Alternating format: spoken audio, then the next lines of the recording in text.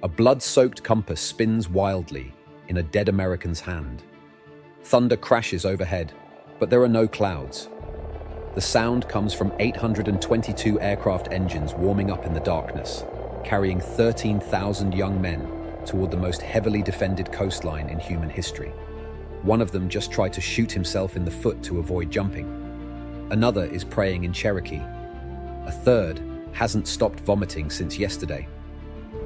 These are the final hours before the longest day. Not the story of generals and grand strategy, but the human wreckage and desperate courage that made D-Day possible.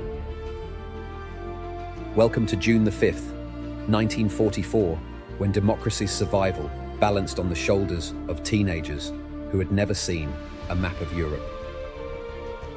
Tidworth Barracks, 3:47 a.m., June the 5th, 1944. Private Eddie Kowalski from Detroit sits in a latrine stall with his service pistol pressed against his left foot, trying to summon the courage to pull the trigger. The logic is simple. Shoot yourself in the foot, get evacuated to a field hospital, survive the war as a cripple rather than dying as a hero on some French beach nobody can pronounce. His hands shake so violently he can't aim properly. Through the thin walls, he hears other soldiers making their final preparations, checking equipment, writing letters, throwing up from nerves. Kowalski has done none of these things because he spent the last 4 hours trying to find a way out of jumping into Nazi-occupied France. The problem is physics. A .45 caliber bullet will shatter every bone in his foot, probably requiring amputation. Military doctors aren't stupid. They know the difference between combat wounds and self-inflicted injuries. Court-martial for cowardice carries the death penalty. He could die anyway, shot by American firing squad instead of German machine gun. But the deeper problem is mathematics that keep running through his head like a broken record. 80% casualties predicted for airborne operations. 8 out of 10 men boarding those aircraft will be dead by tomorrow night. The odds are worse than Russian roulette with 5 bullets in the cylinder. Kowalski, you in there? Staff Sergeant Murphy's voice cuts through his paralysis. Final equipment check in 5 minutes. Yeah, Sarge. Just stomach problems. Get it sorted. We move out in 40 minutes. Kowalski stares at the pistol trembling in his grip. He's not a coward, at least. He doesn't think he is. He scored expert marksman in training. He can field strip his rifle blindfolded. He's broken 3 noses in barracks fights, defending smaller soldiers from bullies. But those were fair fights against opponents who weren't trying to kill him with machine guns from prepared positions. The door bangs open. Private Danny Clearwater, a Cherokee kid from Oklahoma, walks in whistling something that sounds like a death song. He nods at Kowalski's stall, settles into the adjacent one, and begins chanting in a language older than English. "What's that?" Kowalski asks. "Asking my grandfather's spirit to guide me to a good death. Cherokee warriors don't fear dying. We fear dying without honor. You're not scared, terrified. But fear and courage aren't opposites. They're dance partners. My grandfather taught me that when I was 7 years old, watching him face down 3 drunk cowboys who thought Indians were easy targets. Clearwater's voice carries certainty that comes from cultural traditions spanning centuries of warfare against overwhelming odds. His people fought cavalry charges with bows and arrows, defended their homeland against industrial armies, survived forced marches that killed thousands. For him, jumping into Nazi-occupied France represents another chapter in a longer story of resistance against oppression. What happened to your grandfather? Broke 2 of their noses, put the 3rd one in the hospital for a month, and walked away without a scratch. Sometimes courage is just refusing to let fear make your decisions for you. Kowalski thinks about his own grandfather, who died in a factory accident when he was 12. Polish immigrant who worked 16-hour days in Detroit steel mills, never learned to read English, saved enough money to bring his family to America by eating 1 meal a day for 3 years. He died poor but free, in a country where his grandson could become whatever his courage allowed. My grandfather never fought anyone except poverty and the foreman who tried to cheat him out of wages. But he used to say that America was worth any sacrifice because it was the only place where a man's children could become more than their fathers. Sounds like a warrior to me. Clearwater finishes his ritual and heads back to the barracks. Kowalski sits alone with his loaded pistol and realizes something profound. He's more afraid of being afraid than he is of dying. The shame of cowardice feels worse than the probability of death. More importantly, he understands that his grandfather's sacrifice working himself to death in American factories gives meaning to his own potential sacrifice, fighting to preserve American freedoms. Both represent choosing principles over personal safety, future generations over present comfort. He holsters the weapon and walks out to join his unit. The fear remains, but so does determination to prove that Polish-American kids from Detroit can fight as courageously as Cherokee warriors from Oklahoma. Heritage provides strength, but courage comes from choices made when everything else fails. 40 minutes later, he boards aircraft number 47 in the 506th Parachute Infantry Regiment formation. In 6 hours, he'll die charging a German machine gun position, but not before killing 3 enemy soldiers and saving his squad leader's life. His final act will be exactly the kind of heroism his grandfather would have understood, sacrificing personal survival to protect others who depend on his courage. His mother will receive a letter describing him as a hero. She'll never know he spent his final hours in America trying to shoot himself rather than fight for democracy. Some truths are too complex for Gold Star mothers to bear. The Supply Sergeant's Nightmare. Portsmouth Supply Depot, Charlie 7, 2:15 a.m. Master Sergeant Rebecca Thompson discovers that 40% of critical supplies have been contaminated by fuel leaks, water damage, or simple human error that transforms essential equipment into useless weight that soldiers will carry into combat. Her unauthorized redistribution operation, conducted in darkness with forged requisition orders, will determine whether assault troops have ammunition, medical supplies, and food necessary for survival behind enemy lines. Thompson commands the depot responsible for supplying 34,000 American soldiers with everything they need to fight continuously for 72 hours without resupply. The mathematics are staggering. 500,000 rifle rounds, 50,000 machine gun belts, 25,000 mortar shells, 15,000 artillery rounds, 100,000 K rations, 50,000 medical dressings, 25,000 gallons of water, and specialized equipment ranging from Bangalore torpedoes to carrier pigeons. Every item must be waterproofed, weight calculated, and packed in sequence that allows soldiers to access critical supplies immediately while carrying secondary equipment until needed. The packing order becomes life or death mathematics. First aid supplies accessible within seconds, ammunition available during firefights, food preserved until hunger becomes tactical liability. But tonight's inspection reveals catastrophic supply failures that could doom entire units to death from equipment shortages rather than enemy action. 4E, ammunition contaminated by saltwater corrosion, rendering rifles into single-shot weapons that jam during sustained fire. Medical supplies spoiled by fuel contamination, creating morphine that could poison wounded soldiers and plasma that might cause fatal infections. Food supplies present different disasters. K rations, soaked by roof leaks that failed during recent storms, creating meals that spoil within hours of exposure to summer heat. Water purification tablets dissolved by moisture penetration, leaving soldiers vulnerable to diseases that kill more effectively than German bullets. Emergency rations contaminated by rats that invaded storage areas inadequately secured against vermin. Thompson's solution involves supply line piracy that violates every military regulation, but reflects understanding that regulations exist to serve soldiers, not bureaucratic convenience. She authorizes emergency requisitioning from British supply depots, American units not participating in initial assault waves, and civilian sources willing to trade with military personnel who possess cigarettes, chocolate, and other luxury items unavailable to wartime British civilians. Private Maria Santos from New Mexico, whose family operates a commercial fishing business, recognizes the waterproofing failures and organizes emergency repackaging using techniques learned from preserving supplies aboard fishing vessels that operate under harsh maritime conditions. Her civilian knowledge proves more effective than military procedures, designed for laboratory conditions rather than combat necessity.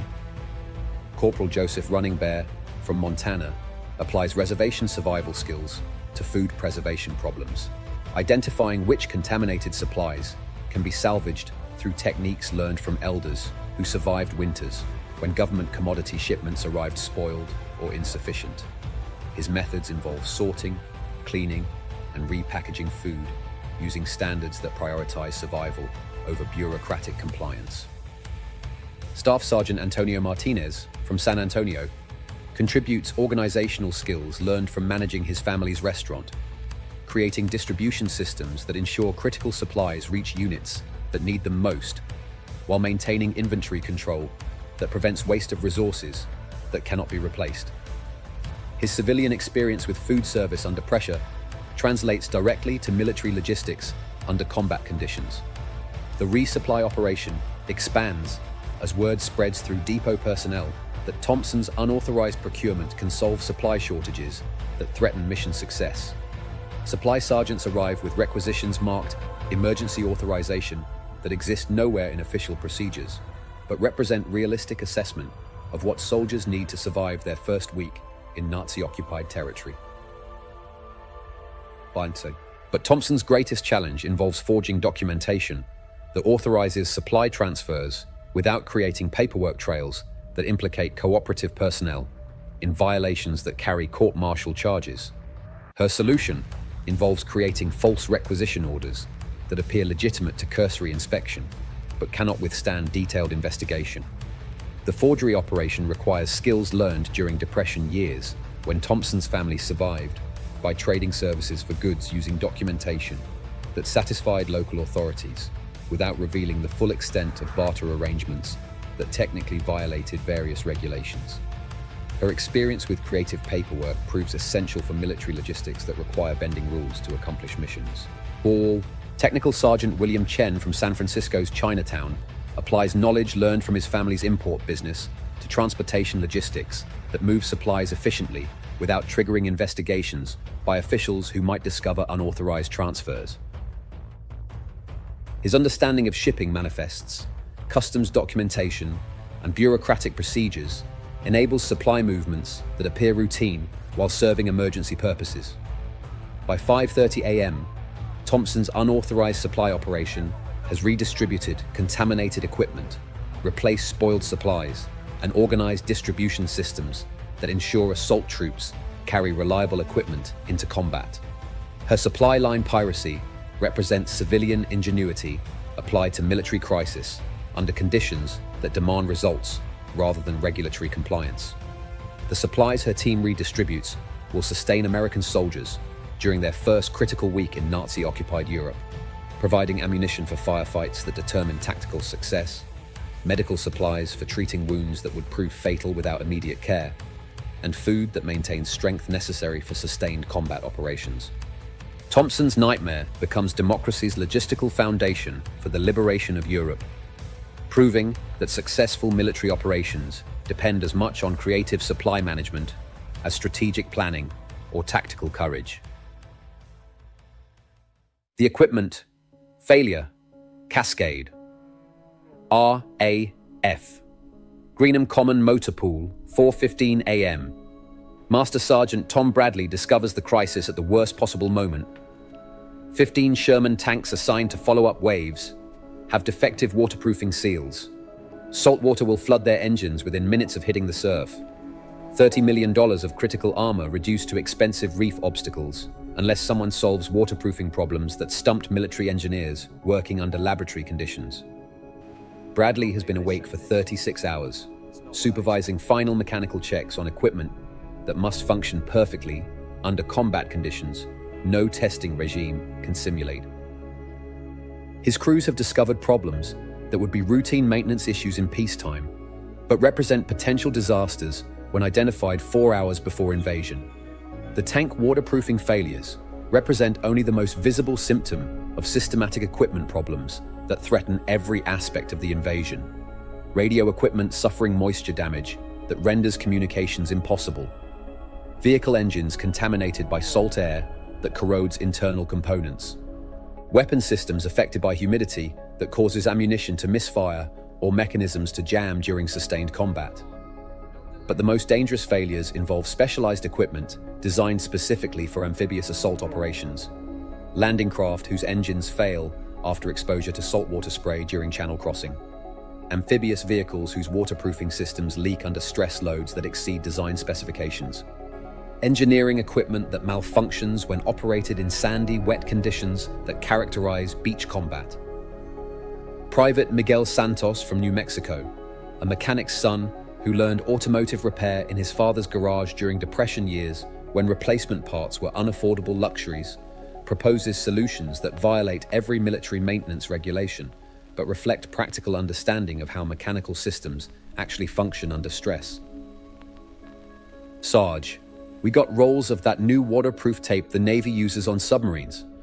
If we work fast and tape every seal twice, might hold long enough to get them ashore. Might isn't good enough, Santos. It's better than definitely losing them. Plus, I got ideas about backup sealing, using materials we can scrounge from other sources. Santos's backup plan involves creating secondary waterproofing systems, using civilian materials available from British suppliers willing to trade with American soldiers who possess cigarettes, chocolate, and other luxury items. His approach combines military engineering with Depression-era improvisation that kept automobiles running through ingenuity rather than proper replacement parts. Corporal Danny Walkingbear from South Dakota applies reservation mechanical knowledge to vehicle problems that stump factory-trained military mechanics. His experience maintaining farm equipment under conditions where commercial repair services were unavailable provides insight into mechanical solutions that exist outside formal training programs. Staff Sergeant Chen Wei from San Francisco's Chinatown contributes electrical expertise, learned in his family's electronics repair shop, solving wiring problems that affect everything from tank communication systems to artillery fire control equipment. His civilian knowledge of electrical principles proves more practical than military technical training that emphasize procedure over understanding. The equipment repair operation expands as mechanics discover that civilian skills often provide better solutions than military procedures designed for ideal conditions rather than combat reality. Soldiers with automotive experience, farming backgrounds, and mechanical aptitude become informal consultants for problems that military engineering cannot address adequately. Private Johnny Kowalski from Detroit, whose father worked in automobile factories during the industry's expansion years, recognizes manufacturing defects that military inspection procedures failed to identify. His knowledge of mass production quality control enables identification of vehicles likely to fail under combat stress before mechanical problems become tactical disasters. Sergeant Maria Rodriguez from Texas applies knowledge learned from maintaining ranch equipment under harsh environmental conditions to problems that affect military vehicles operating in similar circumstances. Her understanding of protecting machinery from dust, moisture, and temperature extremes proves essential for equipment that must function reliably during beach assault operations. The mechanical solutions require work crews operating throughout the night, applying modifications under time pressure that prevents proper testing, using materials that were never intended for military applications. The repairs represent desperate improvisation rather than engineered solutions, but they provide reliability improvements that might last long enough to get equipment ashore and operational. But Bradley's greatest challenge involves making decisions based on incomplete information under time pressure that prevents thorough analysis. Equipment modifications that improve one aspect of performance might create unexpected failure modes that appear only under operational conditions that cannot be simulated during testing. Technical Sergeant Robert Patterson, whose civilian experience includes managing commercial vehicle fleets, organizes systematic testing that evaluates modified equipment under stress conditions approaching those expected during combat operations. His testing methods combine military procedures with civilian quality control techniques that provide more realistic assessment of equipment reliability. The testing reveals that Santos's waterproofing modifications improve tank survival probability from near zero to approximately 60% under optimal conditions, decreasing to 40% under severe stress conditions that tanks will encounter during beach assault operations. The statistics are insufficient for normal military operations, but acceptable compared to certain equipment failure without modifications. By 600 hours, Bradley's emergency modification program has improved equipment reliability from potentially catastrophic to marginally acceptable. His unauthorized repair operation represents civilian mechanical knowledge applied to military crisis under conditions that demand innovation rather than compliance with procedures designed for different circumstances. The equipment his teams modify will carry American soldiers across the English Channel and onto Norman beaches, where reliable machinery becomes the difference between tactical success and catastrophic failure. Every piece of equipment must function under conditions that destroy well-maintained civilian machinery operated by experienced professionals. Bradley's cascade of equipment failures becomes democracy's technological foundation for challenging fascism, proving that successful military operations depend as much on practical mechanical knowledge as strategic planning or tactical training. The Cook's Impossible Kitchen. Southampton Field. Kitchen number 47, 5:30 a.m. Tall Sergeant First Class Marcus Washington from rural Georgia faces an impossible task. Prepare hot breakfast for 3,500 soldiers using equipment designed for 500, with ingredients that arrived spoiled, in weather that makes outdoor cooking nearly impossible, while knowing that many men eating this meal will be dead by sunset. The field kitchen operates inside a converted aircraft hangar, where steam from cooking pots creates fog thick enough to hide equipment 3 feet away. Washington commands a crew of 12 cooks who have been working since midnight, preparing what many soldiers will remember as their last hot meal, served by living human beings, rather than emergency rations consumed during combat.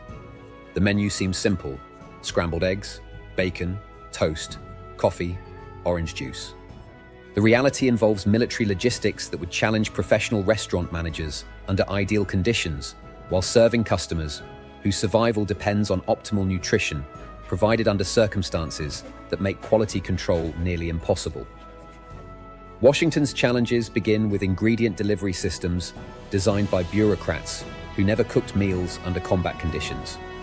Eggs arrive spoiled due to transportation delays and inadequate refrigeration, creating 3,000 pounds of rotten protein that fills the hangar with sulfur smell that makes cooking nearly impossible. Bacon shipments include sides that are 40% fat and inedible, reducing available protein by margins that affect soldier nutrition during sustained combat operations.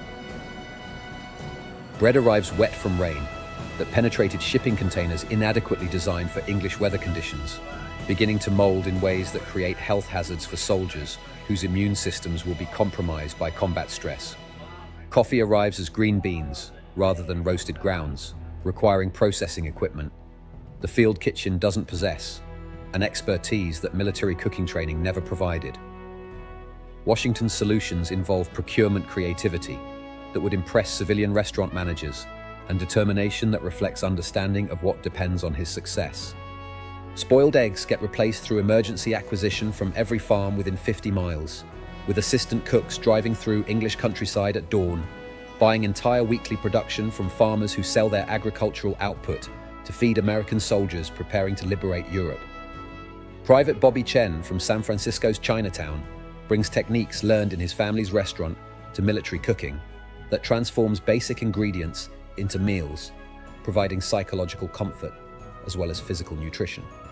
His fried rice, made with military ingredients and improvised seasonings, becomes legendary among soldiers who have never tasted anything approaching Chinese cuisine, but recognize quality cooking when they experience it.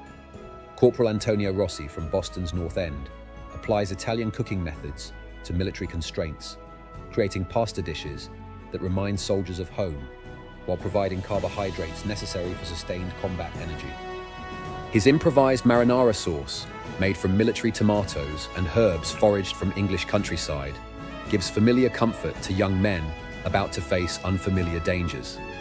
Staff Sergeant William Runningwolf from Montana contributes Native American food preparation techniques to military cooking that maximizes nutrition from limited ingredients while creating flavors that provide psychological satisfaction during final hours before combat. His understanding of preserving and preparing food under harsh conditions proves essential for feeding soldiers who need maximum nutrition from available resources. The bacon crisis requires different innovation approaches that combine practical cooking knowledge with military logistics under time pressure that prevents optimal solutions. Washington cuts away spoiled portions, renders usable fat for cooking other foods, and supplements protein requirements using British emergency rations that taste terrible but provide nutritional value necessary for sustained combat operations. But bacon fat becomes valuable cooking medium that improves flavor and nutritional content of other foods prepared under conditions that make normal cooking techniques impossible. Washington's crew learns to maximize utility from every usable ingredient, applying techniques learned during Depression years when food waste represented economic disaster for families operating on subsistence budgets. The coffee crisis threatens morale disaster among soldiers who consider quality coffee essential for maintaining fighting spirit during combat operations. Washington solves this through military diplomacy that combines official procurement procedures with informal trading arrangements that reflect understanding of what soldiers need for psychological preparation. Trading American cigarettes to British supply sergeants for properly roasted coffee beans, then improvising roasting techniques using field ovens designed for baking bread rather than processing raw coffee. The solution requires understanding coffee roasting principles that military cooking training never covered, but Depression-era resourcefulness developed through necessity. Technical aspects of feeding 3,500 soldiers involve mathematical precision that transforms cooking into logistical operation, requiring coordination between multiple work crews, operating under time pressure that makes mistakes potentially disastrous. Cooking in batches, timed to unit departure schedules, keeping food warm without overcooking, serving efficiently without creating bottlenecks that delay embarkation procedures. Private Miguel Santos from New Mexico applies knowledge learned from cooking for large ranch crews during seasonal work that required feeding dozens of workers under field conditions without proper kitchen facilities. His experience with outdoor cooking, using improvised equipment, proves essential for military food service operating under similar constraints. Corporal Sarah Walking Bear from South Dakota brings reservation cooking experience to military food preparation that must provide optimal nutrition using limited ingredients while serving cultural groups with different dietary preferences and requirements. Her knowledge of adapting recipes to available ingredients while maintaining nutritional value proves crucial for feeding soldiers from diverse backgrounds. The cooking process itself approaches miraculous complexity, requiring coordination between 12 cooks, preparing food for 3,500, using equipment powered by generators that fail regularly, supplied with water requiring purification, in weather that would close civilian restaurants. Work with burned hands, exhausted reflexes, and knowledge that food poisoning could disable entire combat units. Serving logistics involve mathematical calculations that determine optimal portion sizes based on available ingredients, nutritional requirements for sustained combat operations, and time constraints that prevent leisurely meal service. Each soldier receives portions calculated to provide energy necessary for potential combat lasting several days, without resupply opportunities. Washington watches his temporary customers and recognizes the weight of what he's providing. Hot food represents continuity with civilian life, connection to family meals, comfort during final hours before mortal combat. His military cooking serves psychological purposes that transcend simple nutrition, providing human care that reminds soldiers they fight for civilization worth preserving. By 800 hours, the field kitchen has fed 3,500 soldiers, cleaned all equipment, and prepared to repeat the process for follow-up units, whose departure schedules require similar logistical coordination. Washington's impossible task has been completed through skill, determination, and understanding that democracy's survival sometimes depends on hot breakfast, prepared under impossible conditions. The meals his crew prepared will be remembered by soldiers who survive as evidence that democracy cared about their comfort during final hours before combat, that tested every aspect of their training, courage, and commitment to principles worth defending with their lives. Portsmouth Meteorological Station, 200 hours. Group Captain James Stagg stares at weather data that could doom 175,000 Allied soldiers and decides whether to recommend postponing the invasion for the third time in 48 hours. The numbers paint a picture of meteorological chaos: 35-knot winds, 8-foot seas, cloud cover at 500 feet, visibility less than half a mile, conditions that make amphibious assault nearly impossible and airborne operations potentially suicidal. Weather forecasting in 1944 relies on incomplete data, primitive instruments, and educated guesswork that becomes life or death decisions for the largest military operation in human history. By all, Stagg commands a team of meteorologists from Britain, Canada, and the United States who have spent 6 months studying North Atlantic weather patterns, with knowledge that their predictions will determine when democracy challenges fascism for control of Europe's future through airborne assault, requiring coordination between forces whose success depends on precise timing that leaves no margin for error. The forecasting challenge involves mathematical complexity that pushes 1944 science to its absolute limits. Atlantic storm systems move according to principles meteorologists understand imperfectly, influenced by factors they cannot measure accurately, creating weather conditions they must predict days in advance for operational planning that cannot accommodate uncertainty without risking strategic failure. Stagg's team analyzes data from weather stations scattered across Britain, ships positioned throughout the Atlantic despite submarine threats, and aircraft reconnaissance flights that risk German fighters to collect atmospheric readings essential for forecasting accuracy. Their instruments measure barometric pressure, wind speed, temperature, and humidity, with precision adequate for routine weather reporting, but insufficient for military planning, requiring exact conditions at specific times and locations. Squadron Leader Malcolm Thompson coordinates weather reconnaissance flights that penetrate storm systems approaching from the Atlantic, collecting data through direct observation under conditions that kill civilian aviators and challenge experienced military pilots. His aircraft face wind shears that can destroy planes, ice formation that disables instruments, and turbulence that makes accurate readings nearly impossible. Flight Lieutenant Sarah Morrison, one of only 12 women assigned to weather reconnaissance duties, pilots Mosquito aircraft through storm conditions that ground most military aviation, collecting atmospheric data that proves essential for understanding weather systems that will determine invasion timing. Her flights require navigation skills that exceed normal military training and courage that approaches the limits of human endurance. Meteorological Sergeant Patrick O'Brien applies knowledge learned from Irish fishing communities to Atlantic weather prediction that combines scientific instruments with traditional understanding of ocean and atmospheric conditions. His grandfather's knowledge of reading weather signs proves more accurate than instruments for predicting local conditions that affect military operations.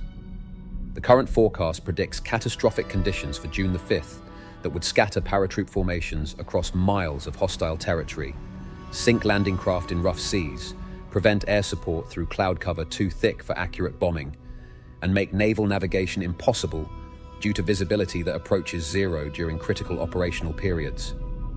But embedded within the chaos, Stagg identifies a narrow window of improvement beginning late June the 5th and lasting approximately 18 hours. Winds decreasing to acceptable levels, seas calming enough for amphibious operations, clouds lifting enough for bomber support, visibility improving enough for accurate navigation. The window represents mathematical analysis applied to incomplete data that must produce actionable recommendations despite scientific uncertainty. Weather station operator Mary Campbell from Scotland's Outer Hebrides contributes local knowledge of Atlantic weather patterns inherited from generations of fishermen who survived North Atlantic storms through understanding of wind and wave patterns that determine survival for small boats operating under harsh conditions. Her traditional knowledge proves more accurate than scientific instruments for predicting local weather variations. The forecasting team includes Canadian meteorologist Lieutenant Robert MacDonald, whose experience with Arctic weather systems provides insight into temperature and pressure relationships that affect North Atlantic storm development. His knowledge of extreme weather conditions proves essential for understanding systems that create conditions exceeding normal parameters for military operations. American Weather Sergeant Billy Clearwater applies knowledge learned from Cherokee elders about reading atmospheric signs that indicate weather changes invisible to scientific instruments but detectable through traditional observation methods. His cultural knowledge provides verification for scientific predictions based on instrument readings that may prove inaccurate under conditions approaching measurement limits. The window Stagg identifies is marginal, temporary, and based on weather science that remains more art than engineering, despite technological advances that improve forecasting accuracy under normal conditions. If his forecast proves wrong, 175,000 soldiers die in rough seas or scattered drops before reaching enemy positions. If he recommends further delay, German reinforcements might arrive, defensive preparations might improve, or weather windows might close entirely for periods that make invasion impossible during optimal strategic timing. At 3:30 a.m., Stagg walks through rain and mud to Supreme Allied Headquarters, where Eisenhower waits for weather reports that will determine whether D-Day proceeds or democracy faces indefinite delay, while Hitler strengthens Atlantic Wall defenses to levels that make invasion even more costly in human life. The conference room contains military commanders whose careers, reputations, and historical legacies depend on weather conditions they cannot control through strategic planning, tactical innovation, or technological superiority. Eisenhower, Montgomery, Bradley, Ramsey, Lee Mallory generals whose strategic brilliance means nothing if nature refuses to cooperate with invasion schedules determined by military necessity rather than meteorological convenience. Gentlemen, Stagg begins, the situation is marginal but potentially acceptable. Current conditions are unsuitable for operations, but I believe we will see gradual improvement beginning at approximately 1500 hours today, continuing through tomorrow morning with conditions adequate for amphibious and airborne operations. Eisenhower studies weather charts showing storm systems moving according to patterns Stagg's team has identified and predicted using analysis methods that combine scientific instruments with traditional knowledge and educated guesswork elevated to strategic necessity. The forecast represents scientific analysis pushed to absolute limits, meteorological art applied to military crisis. What's your confidence level? Eisenhower asks the question that will determine whether democracy advances or retreats. 70% for general improvement, 50% for conditions remaining acceptable throughout the operational period. The numbers are insufficient for normal military planning, but adequate for desperate circumstances, where delay might prove more dangerous than imperfect weather conditions. Eisenhower must balance meteorological uncertainty against strategic necessity, scientific limitations against military requirements that cannot accommodate indefinite postponement. Outside the conference room, 175,000 soldiers wait in discomfort that will become misery if weather conditions prove worse than forecast. Rain that soaks equipment and makes shelter impossible. Wind that penetrates clothing designed for moderate climates. Cold that reduces human efficiency during final preparation phases when optimal performance becomes essential for survival. Private Danny Morrison from Alabama huddles under a tarp, providing minimal protection from rain-driven horizontal by winds that howl across southern England with North Atlantic fury. His equipment is soaked, his uniform feels like ice, his rifle requires constant cleaning to prevent moisture from causing mechanical failures during combat operations when reliable weapons become life or death necessities. Sergeant Mike Rodriguez from Texas shares body heat with his squad in tent designed for 8 men but occupied by 12 because equipment failure and weather damage have reduced available shelter below minimum requirements for maintaining troop health during extended exposure to harsh conditions. They press together like refugees, maintaining human warmth while trying to keep weapons and ammunition dry enough to function during combat. Corporal Jimmy Sullivan from Boston stands guard duty in weather that would close civilian airports and cancel normal military training exercises.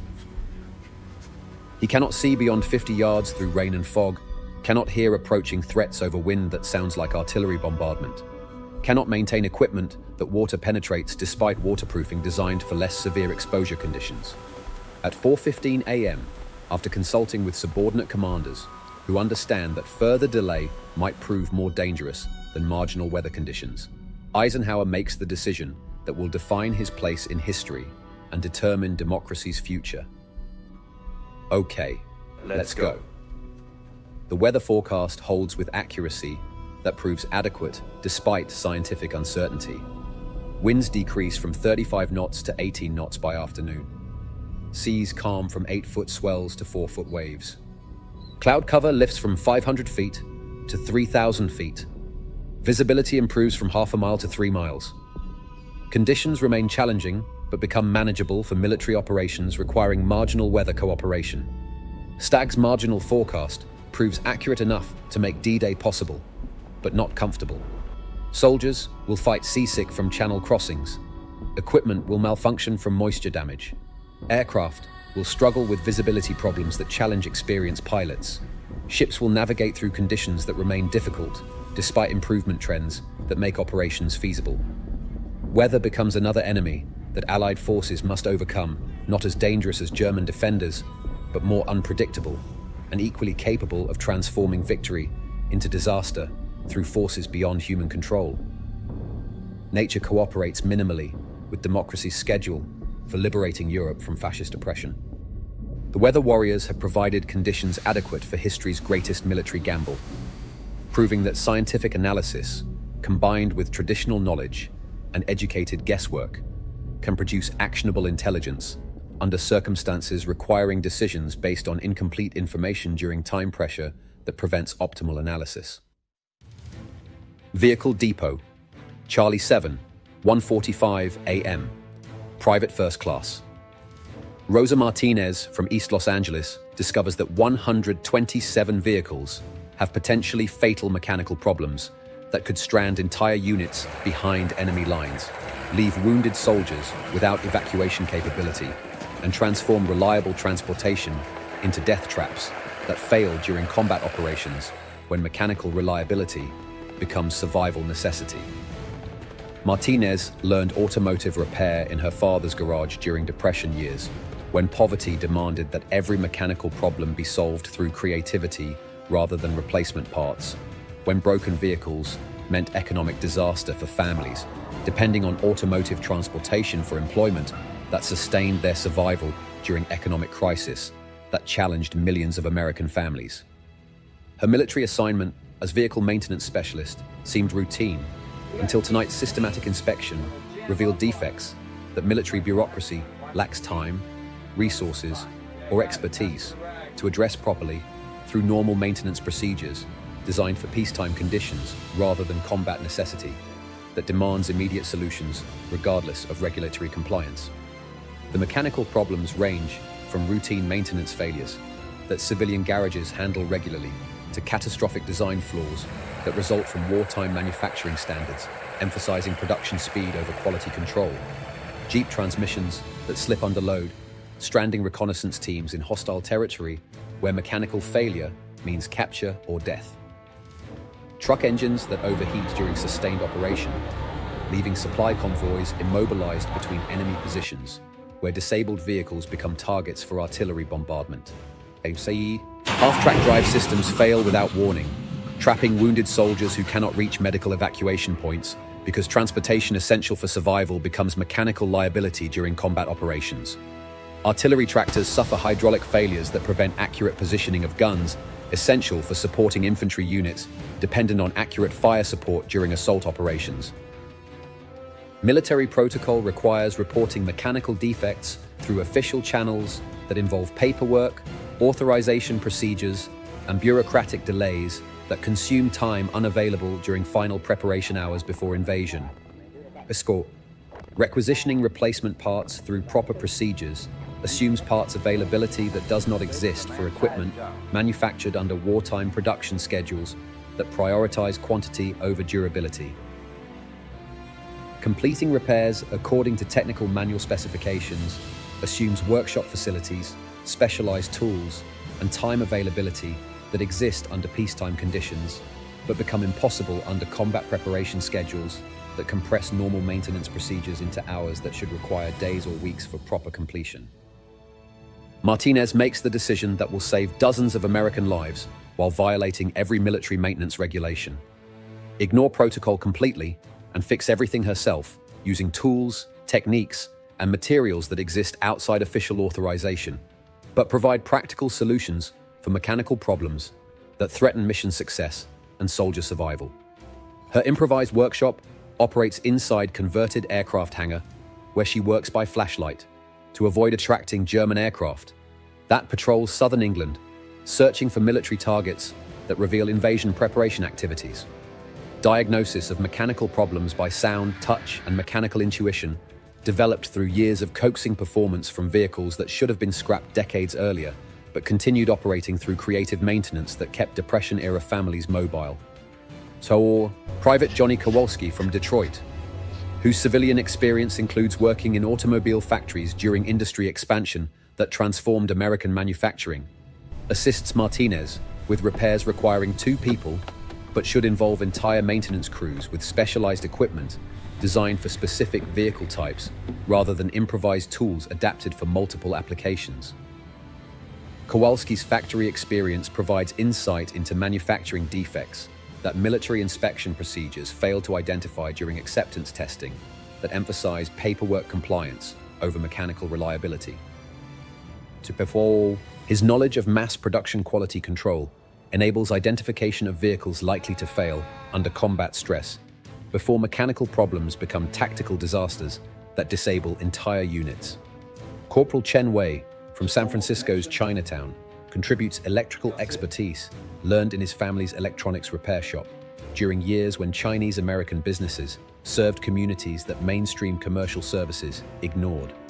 His civilian knowledge of electrical principles proves more practical than military technical training that emphasize procedure memorization over understanding of electrical systems that function differently under combat conditions. The Jeep transmission problems require solutions that violate every military maintenance regulation, while reflecting understanding that regulations exist to serve operational success rather than bureaucratic convenience. Xiaobia. Martinez disassembles gearboxes using tools borrowed from British mechanics whose civilian automotive experience provides expertise unavailable through American military training programs. Replacement of worn components using parts scavenged from vehicles marked for destruction by military bureaucrats who classify equipment as inoperable based on single system failures that mask overall mechanical utility. Reassembly using techniques learned from Depression-era mechanics who kept automobiles running through ingenuity rather than proper replacement parts that families could not afford during economic crisis. Her most challenging repair involves half-track, whose drive system has been damaged by contaminated lubricants, delivered spoiled, but used anyway because replacement supplies were unavailable through normal procurement channels. The repair requires complete disassembly of drivetrain components, individual cleaning of every part, using solvents that remove contamination, and reassembly with lubricants borrowed from British military stocks through informal trading arrangements.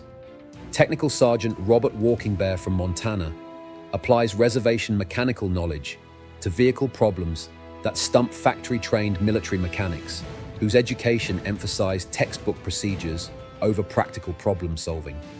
His experience maintaining farm equipment under conditions where commercial repair services were unavailable provides insight into mechanical solutions that exist outside formal training programs.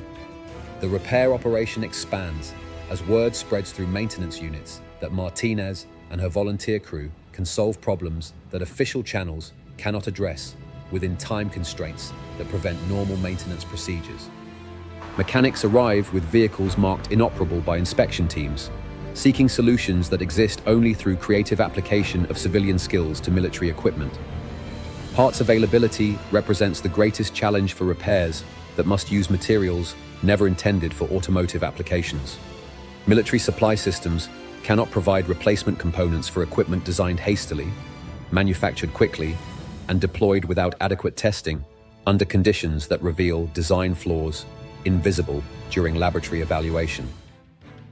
Martinez creates substitutes using materials available through creative procurement that combines official requisitions with informal trading that reflects understanding of what other military units possess in excess quantities. Gaskets cut from rubber sheeting designed for chemical protection applications. Springs fabricated from steel wire intended for communications equipment installations. Bushings turned on improvised lathes from metal stock scavenged from construction projects that provide raw materials for mechanical applications. Filters created from materials that exist in abundance but were never intended for mechanical applications, requiring specific filtration characteristics that protect engines from contamination that causes immediate failure under combat conditions. Martinez's substitutes meet functional requirements despite being manufactured from materials that violate design specifications written by engineers who never considered field repair under combat conditions. By 5:30 a.m., Martinez and her volunteer crew have returned 127 vehicles to operational status using techniques that violate military regulations, but reflect mechanical understanding that military training cannot teach effectively. Their unauthorized repair operation represents civilian skills applied to military necessity under conditions demanding innovation, rather than compliance with procedures designed for different circumstances. The vehicles they repair will carry supplies to units under fire, evacuate wounded soldiers from battlefield positions where medical care determines survival, and provide mobility that makes the difference between tactical success and catastrophic failure during operations, requiring reliable transportation for mission accomplishment. Martinez closes her improvised workshop, knowing that her repairs must hold under combat conditions, more severe than any testing regime could simulate. The vehicles she fixed will face stresses that destroy properly maintained equipment operated by soldiers who lack mechanical training, in environments that challenge the limits of engineering design, that assume maintenance availability unavailable during combat operations. Her midnight crisis becomes logistics miracle through civilian skills, military determination, and problem solving that emerges when failure means death for soldiers who depend on equipment that must function perfectly under impossible conditions, that test every aspect of mechanical reliability and human ingenuity applied to preserving democracy through superior logistics. Communications Center, Tango 4, 3:20 a.m. Staff Sergeant Billy Clearwater discovers that 40% of military radios are malfunctioning due to moisture damage that penetrates equipment designed for laboratory conditions rather than Atlantic humidity, combined with English dampness that creates condensation inside sealed housings, leaving entire units without communication capability during the most complex military operation in human history, requiring coordination between forces scattered across vast geographical areas. Clearwater inherited electronics knowledge from his grandfather, a Lakota medicine man who understood that voices carry across distances through invisible paths connecting all living things, that communication involves spiritual as well as technological elements, and that successful message transmission requires understanding of forces that transcend simple mechanical procedures covered by military training programs. Military radio training taught him frequency management and proper operational procedures, but solving moisture damage requires intuition about electrical flow that formal education cannot provide effectively, understanding of how electrons move through circuits under conditions that challenge theoretical knowledge with practical problems requiring immediate solutions using available materials and improvised techniques.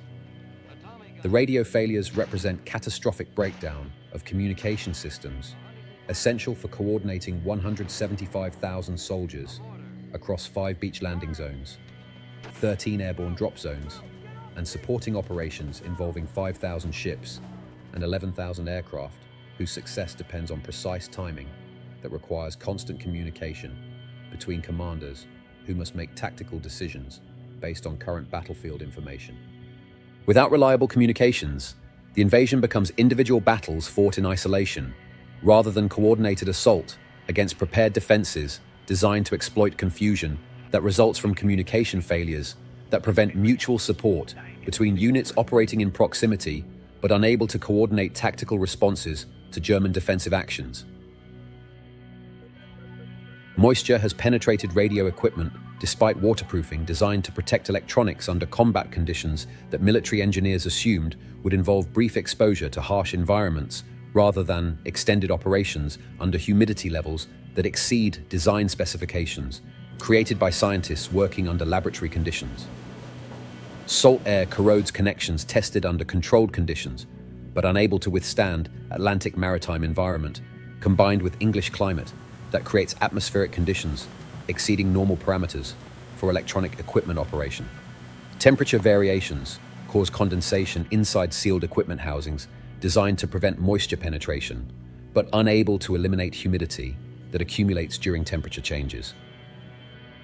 The technical problems require solutions combining electrical engineering with mechanical improvisation that addresses specific failures using available materials rather than replacement parts that do not exist in sufficient quantities.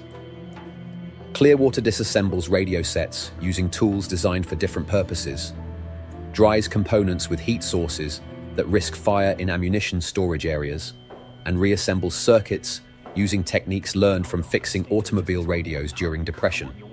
His most critical repair involves radio set assigned to coordinate naval gunfire support for infantry units pinned down on beaches where accurate artillery fire from battleships positioned miles offshore becomes the difference between tactical success and catastrophic casualties among assault troops unable to advance without supporting fires that neutralize German defensive positions. The radio must transmit precise targeting information under conditions that interfere with signal transmission, receive confirmation messages that verify artillery coordination, and maintain contact with multiple command elements whose tactical decisions depend on current battlefield information that becomes obsolete within minutes during rapidly changing combat situations.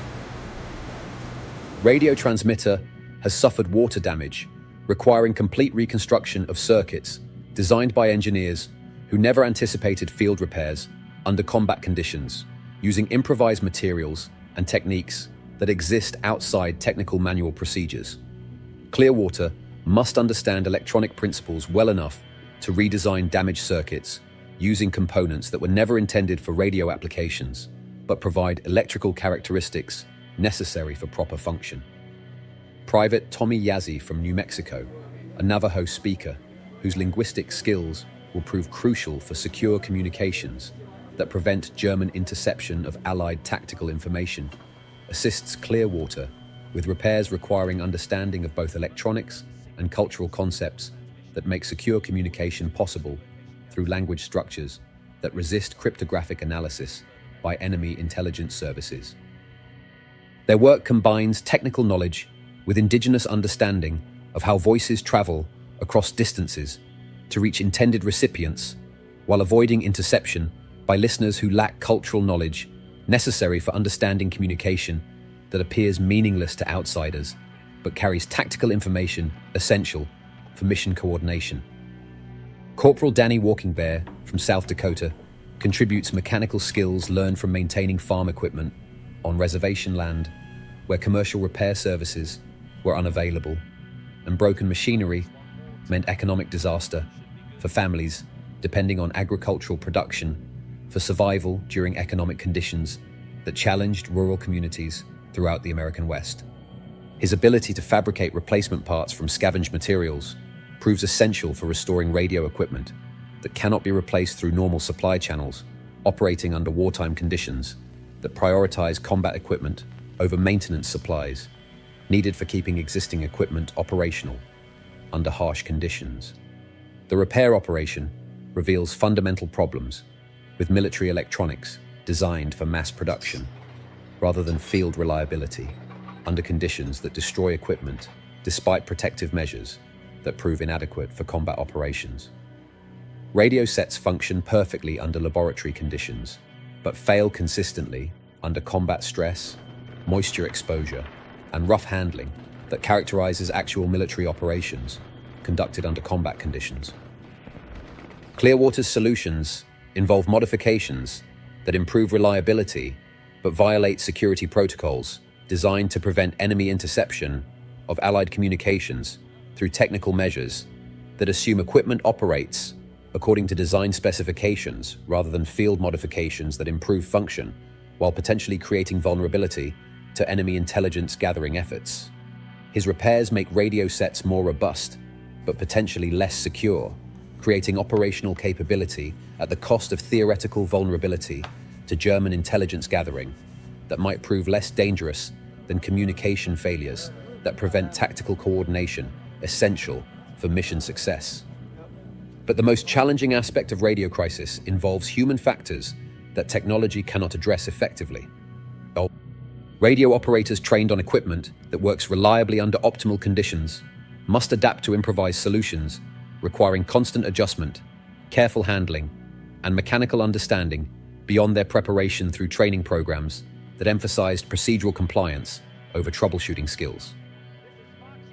Communications plan assumes radio reliability that moisture damage has eliminated from equipment, essential for coordination between units whose tactical success depends on maintaining contact with supporting elements. Units expecting instant contact with headquarters must adapt to intermittent communications that work sporadically under favorable conditions while failing completely during critical operational periods. As therefore, coordination, depending on continuous radio contact, must function with periodic updates, separated by intervals of communication silence that create tactical problems for commanders who must make decisions based on information that may become obsolete between communication opportunities. Tactical flexibility becomes essential for units operating without reliable communication support. By 600 hours, Clearwater and his repair team have restored communications capability to 78% of damaged radio equipment using techniques that exist nowhere in military technical manuals, but reflect practical understanding of electronic systems that function differently under combat conditions than design specifications suggest. Their unauthorized modifications represent indigenous problem-solving applied to military technology under conditions demanding innovation rather than compliance with procedures written by engineers who never experienced combat operations, requiring immediate solutions to problems that threaten mission success and soldier survival. The radios they repair will carry messages coordinating liberation of Europe, direct artillery fire that saves American lives during beach assault operations, and maintain command contact that prevents tactical disasters resulting from communication failures that transform tactical problems into strategic defeats through confusion that enemy forces can exploit. Clearwater tests his repairs knowing that communication failures during combat operations result in confusion that kills soldiers, misdirected artillery that destroys Allied positions, and isolation that allows small tactical problems to become strategic disasters that threaten overall mission success through coordination failures that prevent effective response to German defensive actions. His desperate frequency modifications become communications backbone of democracy's assault on fascism, carrying voices across distances spanning not just geographical space, but moral distance between oppression and freedom, enabling coordination that transforms individual courage into collective victory through communication that connects separated units into unified force. Equipment Depot, Delta 9, 4:45 a.m. Lieutenant Colonel James Mackenzie faces equipment failures that could transform D-Day into history's most expensive military disaster.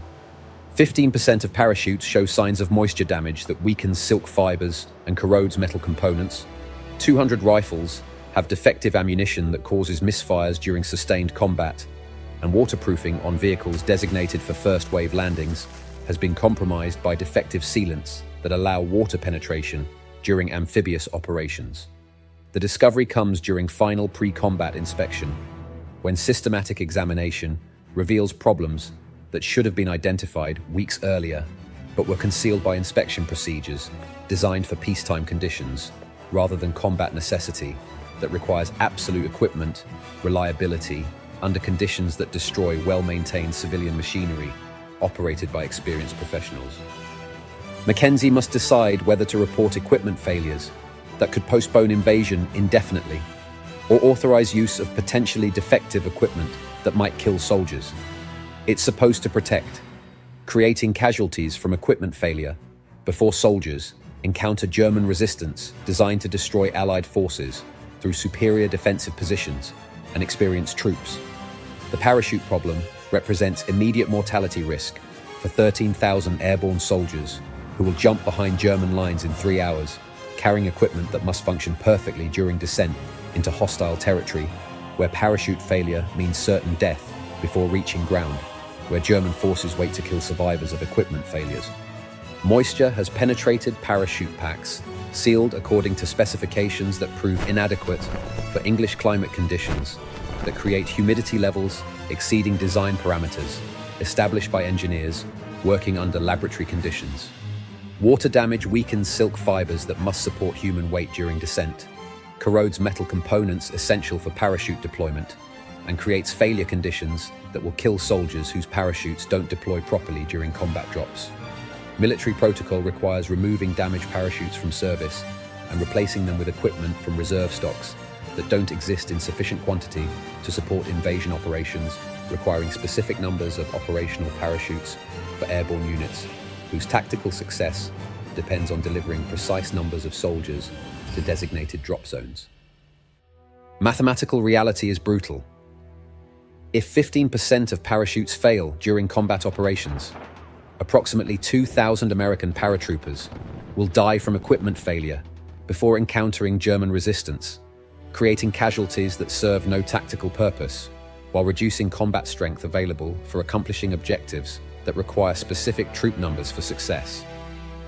Mackenzie's solution involves unauthorized field testing that violates safety regulations, but provides realistic assessment of actual equipment reliability under conditions simulating combat usage that reveals performance characteristics invisible during laboratory testing conducted under optimal conditions that do not exist during combat operations.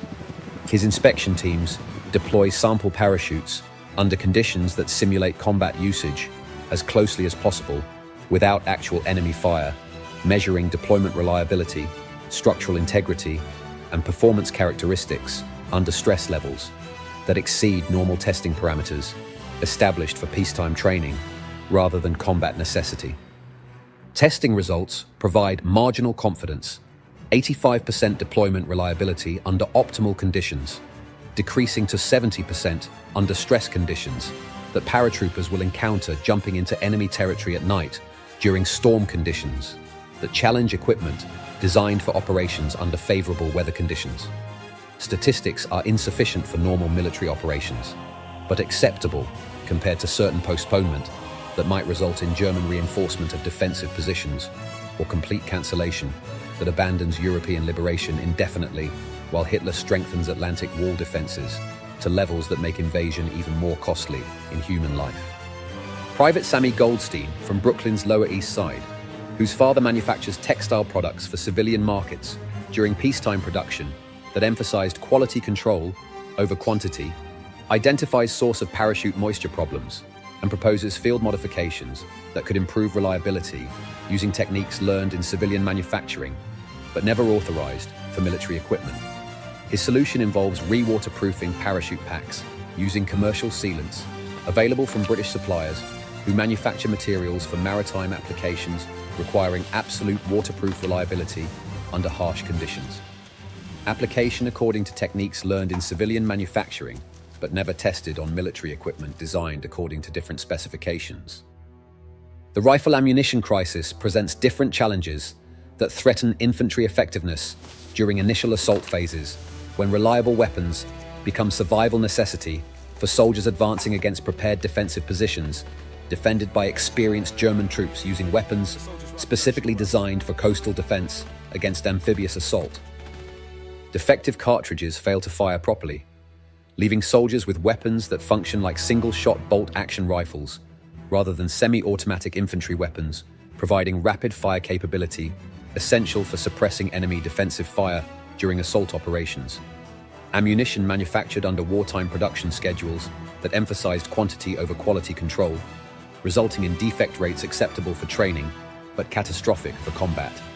Staff Sergeant Antonio Martinez from San Antonio, whose civilian experience includes hunting and competitive shooting that required absolute ammunition reliability for success, organizes ammunition testing that identifies defective rounds and segregates reliable cartridges for priority distribution to units facing most dangerous assault missions, where ammunition failure means death. His testing reveals that 8% of rifle ammunition suffers from defects causing misfires, jams, or partial loads that reduce weapon effectiveness during combat operations, requiring sustained fire capability for suppressing enemy defensive positions that threaten advancing infantry with machine gun fire from prepared positions. Vehicle waterproofing crisis affects armored units whose success depends on getting tanks and artillery ashore during first wave of amphibious assault, when armor support becomes essential for infantry units advancing against defensive positions that cannot be neutralized without direct fire support from vehicles that must survive saltwater exposure during landing operations. Defective sealants allow water penetration that floods engines, disables electrical systems, and transforms expensive military equipment into underwater obstacles, providing no tactical benefit while consuming shipping space that could carry operational equipment essential for mission success. Corporal Maria Santos from New Mexico, whose family operates commercial fishing business, requiring maintenance of boats under harsh maritime conditions that destroy inadequately protected equipment, recognizes waterproofing problems, and proposes solutions based on civilian marine technology, proven effective under conditions similar to those vehicles will encounter during amphibious operations. Her modifications involve applying additional layers of sealant using techniques developed for commercial vessels operating under conditions that test waterproofing systems beyond normal parameters. Marine technology never tested on military equipment, but proven effective for protecting civilian machinery under maritime conditions that challenge equipment protection systems. Emergency modifications require work crews operating throughout night, applying sealants under time pressure that prevents proper curing according to manufacturer specifications, in weather conditions that interfere with adhesion according to application procedures written for optimal conditions, using materials never intended for military applications but available through emergency procurement. Repairs represent desperate improvisation rather than engineered solutions, but provide protection that might last long enough to get equipment ashore and operational during critical initial phases, when vehicle reliability becomes essential for tactical success against German defensive positions that threaten Allied forces with prepared killing zones. But Mackenzie's greatest challenge involves making decisions based on incomplete information under time pressure that prevents thorough analysis of equipment modifications that improve some aspects of performance, while potentially creating unexpected failure modes that appear only under operational conditions, impossible to simulate during testing.